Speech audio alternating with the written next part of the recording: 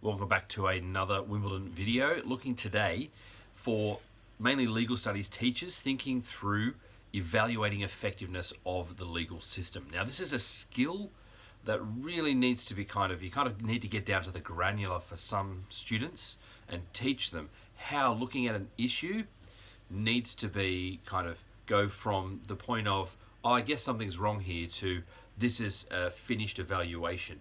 So what I do is I basically started with my class looking at a whole bunch of different issues and continually coming back to the criteria that the syllabus gives us. So I use HAMPERA as the criteria. I've talked about this in another video. I've basically just taken the different criteria that's there in the syllabus and changed it around so it's a little bit more memorable. So has justice been achieved, access, meeting society's needs, protection of individual rights, enforceability, resource efficiency, responsiveness, and application of the rule of law. So we've done a whole bunch of activities where I've done a bit of formative assessment with them. We've looked at an article with an issue and we've discussed what are the most applicable criteria for this issue, why. And so I've done a whole bunch of that, lots of different issues as we're going through the preliminary course, so that hopefully they're getting much better at making those connections. So what I've done next is I've given them a scaffold. I'll put the scaffold up there. So it's a very simple, it's almost a closed passage. What it does is it allows students of differing abilities to access a paragraph where they have evaluated and made a link to the criteria and to the example. So I'll show you. So in relation to the issue, the legal system has been a judgment, somewhat effective, highly effective. This can be seen by the example or an example from the issue, where then this is the part where they're expanding on that example and making those links and explaining why it's highly effective, ineffective, etc. Demonstrating that whatever the criteria is was achieved, not achieved, egregiously not achieved, whatever. It's therefore clear that the legal system was reiterating the judgment when it comes to this issue. So it's a very simple scaffold. I'm sure people will come up with better scaffolds. That's just what I came up with off the top of my head. But it gives students that idea of, here's something I can see as a kind of a base level evaluation paragraph.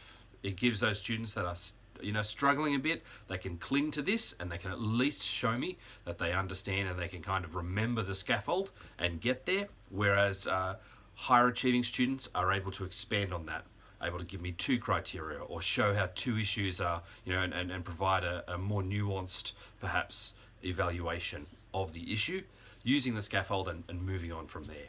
So what we did with that is we've used the Ruby Princess and the government response to that, and we're using that as our issue. And so I gave them a chance to research and to find out as much context as possible, and then they used this scaffold and they came up with paragraphs.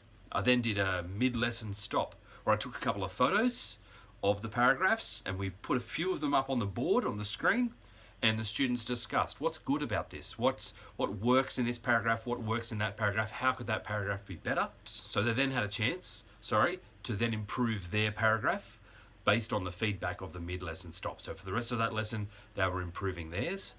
I then took a photo of the finished product and printed out and gave everyone 3 paragraphs. So no names or anything like that. And what they had to then do was use the scaffold to annotate the paragraph. This is where the judgment is, this is the criteria they've used, etc., etc. And then they're ranking from good to better to best and explaining why that paragraph works better than that one. And we'll use that to come up with some success criteria. So we'll categorize what does a successful evaluative paragraph need to have in it, and then they can start thinking through and using that criteria to start assessing their own and each other's evaluative paragraphs when it comes to thinking through the effectiveness of the law. So it's been a process that's taken a while, but honestly I think it's been very, very encouraging for the students because they've been able to say, I get this, I understand why the judgment needs to be really explicitly linked to the criteria, and why choosing the right criteria at times is crucial to making your evaluation as clear and explicit as possible. So hopefully I'm very happy if you get in contact with me to send these scaffolds to you, but maybe have a crack yourself at coming up with a similar scaffold and an activity, and get the students used to thinking about evaluating effectiveness as a skill that everyone can improve on. Honestly, I think it's key to the HSC legal studies when we start looking at your different options and crime and evaluating effectiveness there, for them to have this skill down pat and to spend a lot of the preliminary course thinking through how it's done and how to improve in it.